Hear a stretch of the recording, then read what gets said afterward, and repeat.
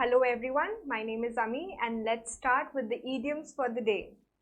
तो हमारा first idiom है melting point, melting pot. Okay, so बहुत आदत है मेल्टिंग पॉइंट साथ में बोलने की, राइट? सो मेल्टिंग पॉट, एक पॉट जहाँ पे चीज़ें मेल्ट हो रही है, मतलब they are coming together.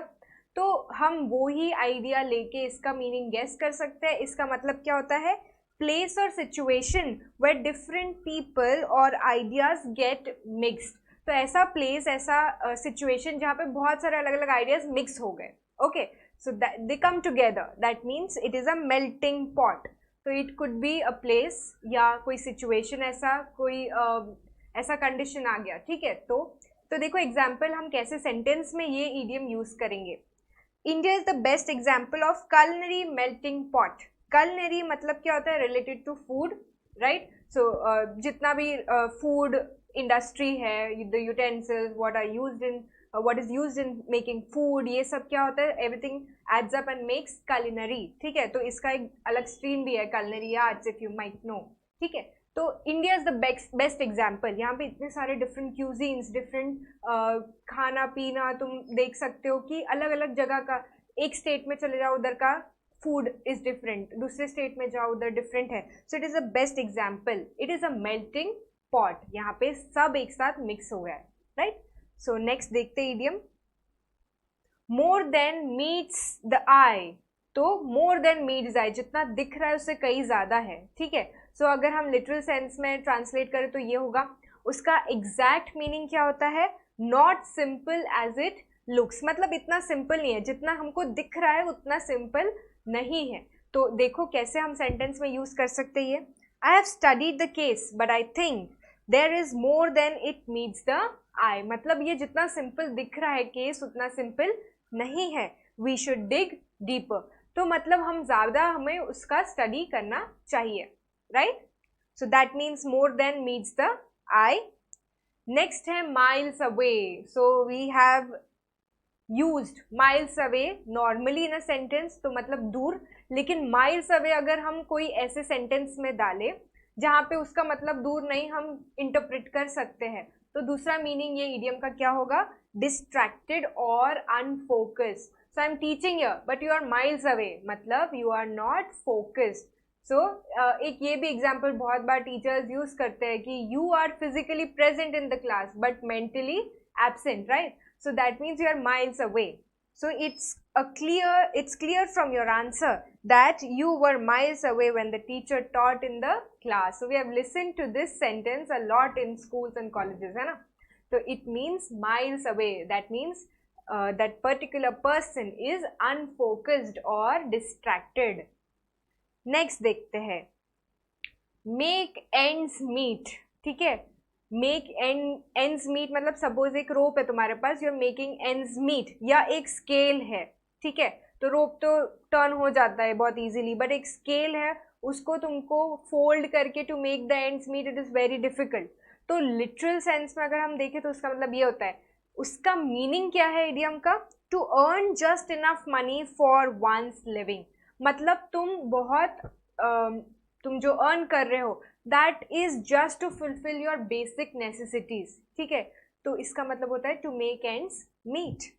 The man worked hard to make ends meet for his family. तो ये सेंटेंस में हम ऐसे यूज कर सकते हैं. आई होप आपको ये मीनिंग क्लियर है. So if you are making ends meet मतलब you are trying hard to earn enough.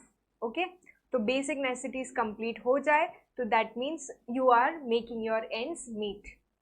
Next देखते हैं, mum's the word. Okay, mum to keep quiet. mum's the word नहीं बताना कोई चीज. to keep something a secret. ठीक है, तो हमने इसके पहले देखा है to reveal a secret के लिए, right? so to let the cat out of the bag. वैसे ही उसका ऑपोजिट हम ले सकते हैं mum's the word. तो mum's the word to keep something a secret. उसको देखो सेंटेंस में कैसे यूज करते हैं. we are planning a birthday surprise for Jane. Please mums the word मतलब please let it be a secret, मत बताओ ये किसी को. ओके, नेक्स्ट है नो पिकनिक. तो नो पिकनिक का मतलब होता है, ये डिस्क्राइब करता है कोई ऐसा टास्क या एक्टिविटी को जो बच्चों का खेल नहीं है, मतलब विच इज नॉट फन और enjoyable.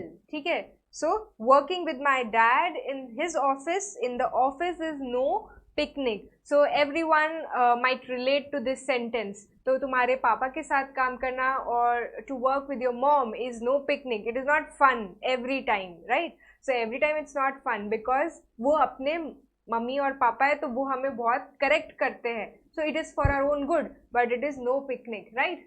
So that means it is not fun or enjoyable sometimes.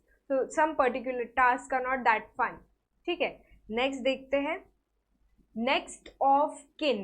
अब देखो किन एंड कीथ का मतलब होता है रिलेटिव्स. तो नेक्स्ट ऑफ किन मतलब वेरी क्लोज. हम बोल सकते हैं कि हमारे घर के अलावा ये हमारा नेक्स्ट क्लोज रिलेटिव है. ओके, तो देखो क्लोज रिलेटिव का मतलब होता है नेक्स्ट ऑफ किन. Gary believes that his family can claim his property because they are his next of kin. मतलब वो closest है.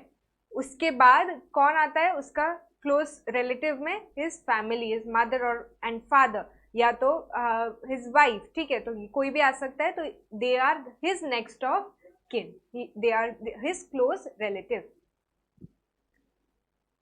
No man is an island, ये हमारा नेक्स्ट ईडियम है. ठीक है, तो आईलैंड का मतलब तो पता है सबको, right? So no man is an island का मतलब कि कोई भी इंसान आईलैंड नहीं है, मतलब वो अकेला नहीं रह सकता. आईलैंड अकेला होता है, right, in between ocean, right? So every man rely on one और the other person in order to thrive. Thrive का मतलब होता है to live.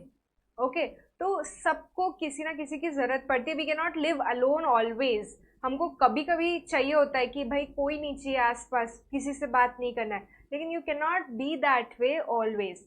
So no man is an island. Karen is a proud woman, but she should let her family at least help her in times of need. No man is an island and she should understand this. मतलब कोई भी अकेला नहीं रह सकता है and she should get help from her family sometimes. Clear? Easy है? Next देखते हैं. On the tip of my tongue. तो ये हम बहुत बार यूज करते हैं.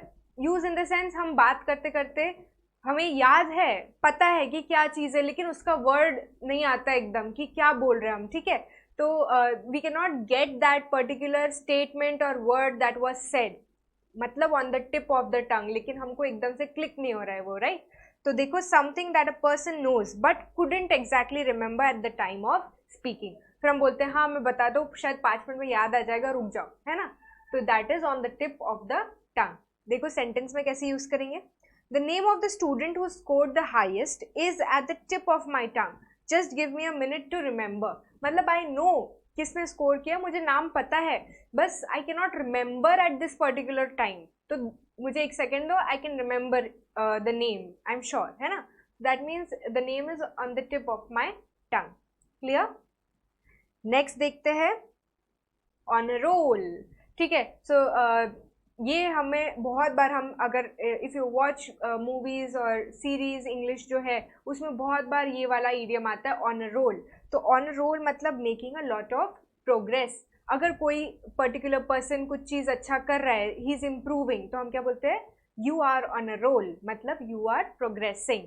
ओके, देखो कैसे यूज़ करेंगे. Fin was on a roll yesterday with her jokes. तो अब वो प्रोग्रेसिंग मतलब नॉट नेसेसरी सिर्फ करियर के मामले में या स्टडीज के मामले में, it could be anything. So when Fin was on a roll we really couldn't stop laughing. So she made jokes after jokes, बहुत अच्छे जोक्स थे and we couldn't stop ourselves from laughing allowed.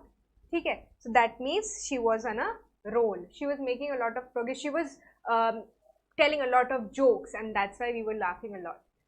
Okay, so I hope आज के idiom सब clear है, right? So see you in the next session. Thank you.